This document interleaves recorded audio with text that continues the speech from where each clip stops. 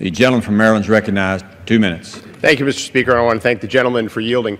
Mr. Speaker, we have a looming retirement crisis in this country. People are living longer. The cost of retirement is greater than it's ever been. Americans haven't been able to save for retirement because wages have not gone up. And across the last several decades, we've shifted the risk of retirement from institutions to individuals.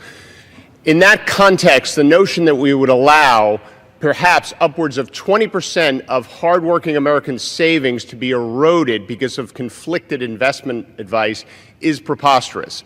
So it is for that reason I am a strong supporter of the Department of Labor's fiduciary rule and stand here in opposition against any efforts to undermine it.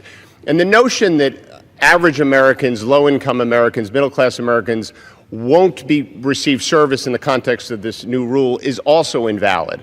One of the greatest expenses financial institutions have is customer acquisition. In other words, the amount of money they invest to acquire customers.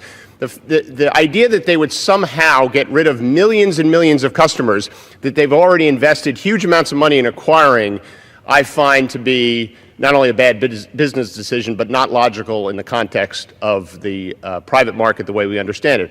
Also, to the extent that they would do that, I believe right now, as we speak, there are entrepreneurs and investors sitting in conference rooms all over this country with whiteboards, figuring out new business models that will deliver high-quality, fiduciary-level, non-conflicted financial advice to average Americans in an efficient manner that meets the standards of this fiduciary rule.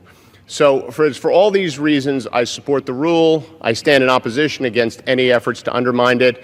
This is an important step in dealing with our looming retirement crisis, and it's the proper role of government to level the playing field and then to allow the private market to solve the problem. I yield back, Mr. Speaker. Gentleman from